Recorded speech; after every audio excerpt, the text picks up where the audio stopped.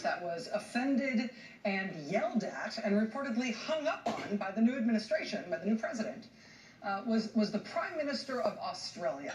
You might remember President Trump was in a conversation with the Prime Minister of Australia. Things turned heated for a reason that was never quite clear, and President Trump reportedly hung up on him in the middle of their first conversation. The Prime Minister of Australia has a name. His name is Malcolm Turnbull. It's not that hard. Turnbull. Malcolm Turnbull. That's his name. The president had a very cordial conversation with Prime Minister Turnbull. His name is not Trumbull. It's Turnbull. Just those two syllables. Turnbull. While he has respect for the Australian people, respect for Prime Minister Turnbull. This is not actually that hard. But the White House folks, it's Turnbull. But right away, from the very beginning, it was clear the White House spokesman could not manage this. Prime Minister Turnbull, respect for Prime Minister Turnbull. His name is not Trumbull. His name is Turnbull. There were these early little signs that maybe even the kind of easy stuff like this was going to be a problem. Because it turns out it's not even just names. It's when you spell stuff out, too. Literally, acronyms are even hard, even short acronyms. He receives an intelligence briefing and the PBD every day. The president receives a PDB every day, not a PBD. It's the president's daily brief, not the president's briefly BVD. President's daily brief, PDB. But the White House spokesman cannot manage that. He receives an intelligence briefing and the PBD every day. Receives the PBD. He does get the PBD every day. It's not the PBD, it's the PDB. It's the president's daily brief. It stands for a thing. And then there was the time when he was trying to talk about the terrorist attack in Orlando. It happened in Orlando. Orlando is a totally different place than Atlanta, which is what he kept saying instead.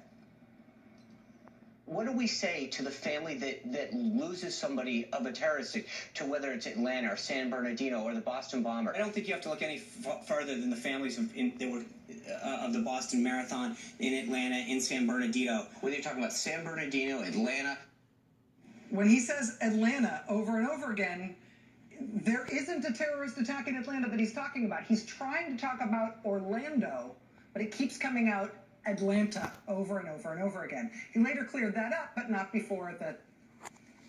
And now today, it's World War II 101, as failed by the spokesman for the President of the United States. I know you heard about this today, but have you actually heard the thing itself? Because this isn't just mispronouncing something. This is the full-blown blossoming of something that appears to be a thought. What makes you think that at this point he's going to pull back in his support for President Assad and for the Syrian government right now? I think a couple things. You look, we didn't use chemical weapons in World War II. You know, you had someone as despicable as Hitler who didn't even sink to using chemical weapons. I'm not going to go ahead and spell out the history here of Hitler gassing millions of people to death in World War II. Obviously, you know that history. Everybody knows that history. 7-year-olds are too young probably to watch this show, but 7-year-olds know that history, right? But this is our White House now. That was the statement today. Do you care to clarify, sir? Were you talking about something other than Hitler, maybe? Do you want to clear this up? I just want to give you the opportunity to clarify something you said that seems to be getting some traction right now. Quote, Hitler didn't even sink to the level of using chemical weapons. What do you mean by that? I think when you come to sarin gas, he was not using the gas on his own people the same way that Assad is doing. I mean, there was clearly, I understand your point. Thank you. Thank you. I appreciate that. There was not he brought him into the Holocaust Center, and I understand that. The Holocaust centers. He brought them into the Holocaust centers. And when he says not using gas on his own people, by which you mean the people Hitler gassed by the millions weren't his own people? Whose people? I mean, this is an attempted historical reference gone very, very, very wrong, clearly.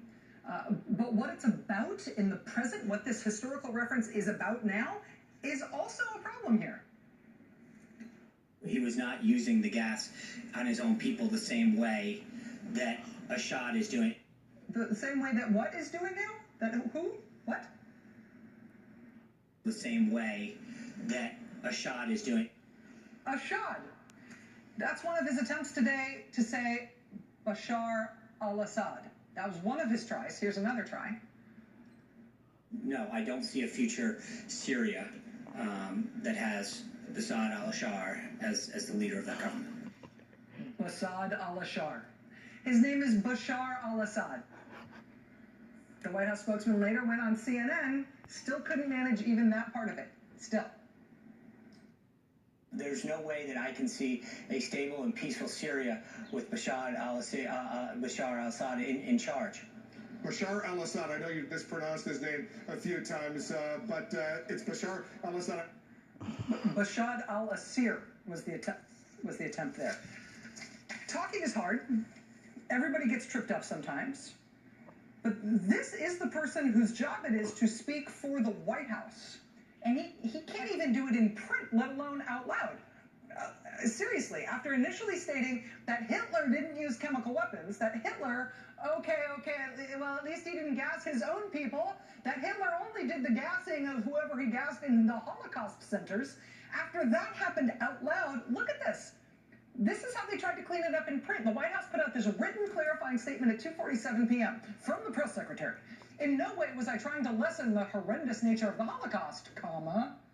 However, I was trying to draw a contrast of the tactic of using airplanes to drop chemical weapons on innocent people.